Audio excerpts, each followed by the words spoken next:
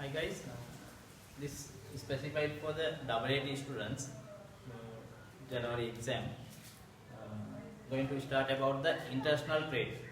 International trade means the trade happen outside our boundary. That means when country doing business with another country, then that is called as international trade. This international trade is two sides. One is we can send the goods to outside, then that is called as export. Same, we can bring goods from outside, so that is called as import. So two types, export, import. Other than that, major two categories, some other re-export, entrepreneurs on the entreport, so such a businesses are there. So those are a little bit advanced. Initially mainly two types, one is export and import. Okay, so this export and import, now in the world all the countries are involved, even our country involved since long time. Okay, so we cannot say any country in the world, all the country. Now if you take the socialist countries such as Cuba, even they are doing this international business. So there are no country without this business, because there are some people having excess production as well as some people having shortage of production. So due that basic is the reason for international trade. Reason is what we say, excess production or shortage of production. For example, in Sri Lanka, we can produce excess of tea. So excess tea we can export to another country. For example, we can export to the Russia. Okay. So we call that's a export business. So export business is based due to our excess production. We have more teas, our tea production more than enough for our consumption, and some excess also there. So that part we can send. Similarly, for our consumption, we cannot produce here wheat. So we have to bring from the Canada or America. So wheat we have to bring. So those are imports, because in Sri Lanka wheat production is not that much popular. Because of that we have to bring from another country. So due to that, both reasons, one is we cannot produce or we have excess production. Due to these reasons, generally we say the international trade occurs. Okay. Then international trade is basically based on two main theories. One is called as absolute advantage theory, another one is called as comparative advantage theory. One is absolute advantage, another one is comparative advantage. Both normally tested in the exam, so we have to more keen about these two theories. So absolute advantage theory says, whenever you are good in that, you have to produce that and export. If you are good in production of that, you have to produce that and export. For example, let's see this.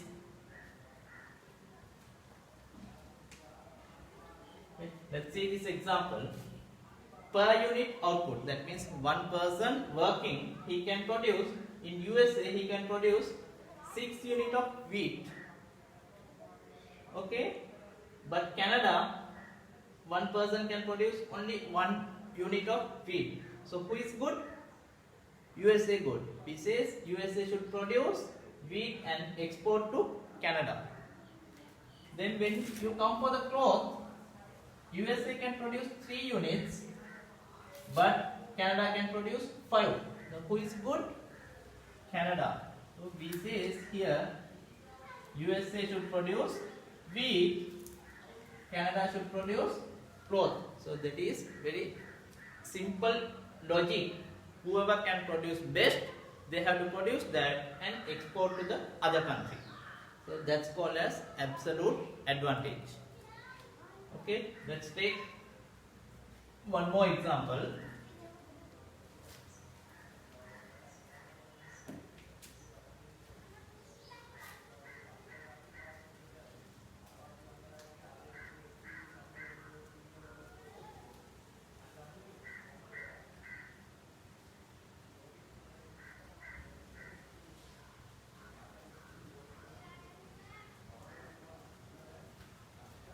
Okay, we'll take same country and same amount. this is total output using the resources. In here USA they can produce 300 units.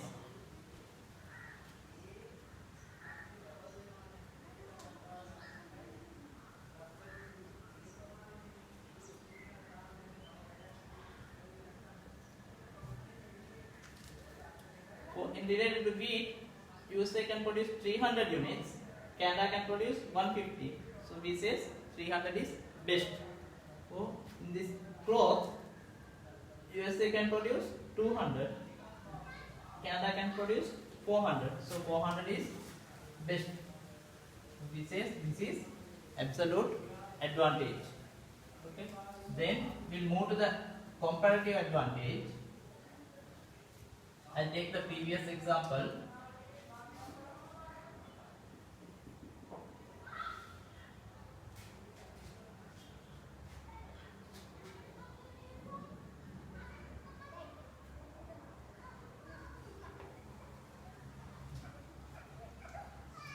So this is per unit output of each country. When one person work, how much they can generate. From USA, one person work, they can generate 6 units. Canada 1, here USA 3, Canada 2. In this case, see both product, wheat USA good, for cloth USA good. So absolute advantage for both product is belong to USA. No absolute advantage in this example. No absolute advantage for Canada. But when we move to the comparative advantage, we say in these cases also the comparative advantage is possible. So here we have to apply the theory what we studied in first chapter called opportunity cost. Okay. Maybe you remember opportunity cost. So what we have to do, we have to find the opportunity cost of each. I go towards from here. Okay, same country USA, Canada, wheat and cloth, two products. Now we will compare with the inside the country first. When they produce 6 units, they have to sacrifice 3 units of cloth. That means in USA, when they produce 6 units, they have to sacrifice 3 units of cloth. That means when they produce 6 units, they have to sacrifice 3 units. So opportunity cost is 0.5.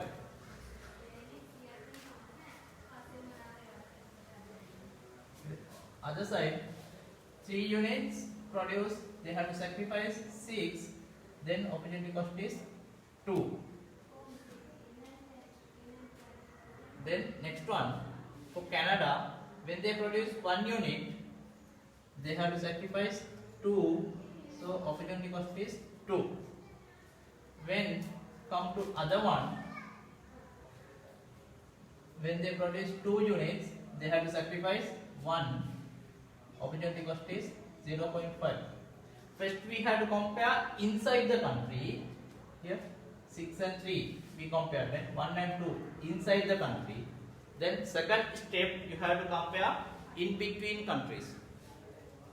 First inside the country, find the opportunity cost, then we compare outside the country. That means internationally we compare. Then we have to compare these two, which is small, 0.5 and 0.2. We say comparative advantage for wheat is belong to USA. Then compare these two, 2 and 0.5. So we says comparative advantage for cloth is belong to Canada. So this is how we calculate the comparative advantage. In your textbook there are some examples, go through that. If you feel any difficulties, okay, I put in the school LMS also some questions, you can answer that. Okay, and I hope it's clear.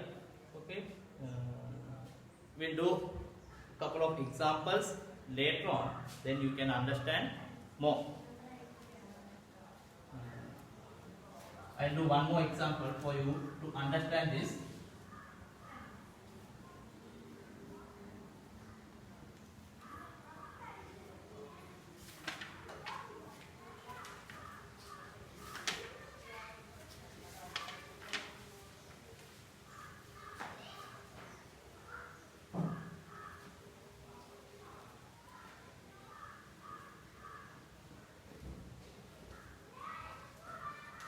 We'll take Sri Lanka and Japan.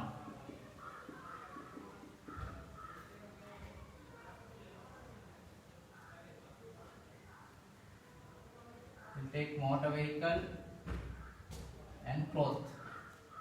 So per unit output, we put motor vehicle in Sri Lanka 1. Let's say Japan 5. Cloth Sri Lanka 6, Japan 3.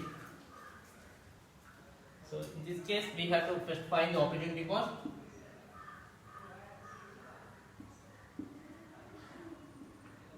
So opportunity cost Sri Lanka, Japan. Opportunity cost, when they produce, Sri Lanka produce 1 unit of motor vehicle, they have to sacrifice 6 units of cloth. So opportunity cost is 6. When they produce 6 units of cloth, they have to sacrifice 1 unit of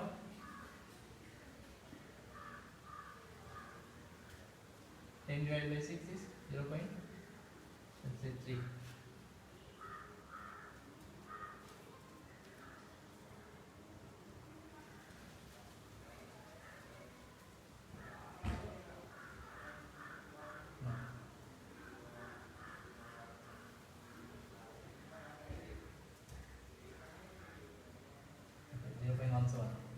Next one, when they produce 5 units, have to sacrifice 3, 0.6.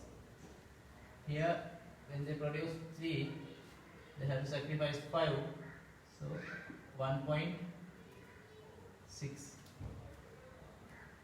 So then we compare both country. Here 6, here 0.6.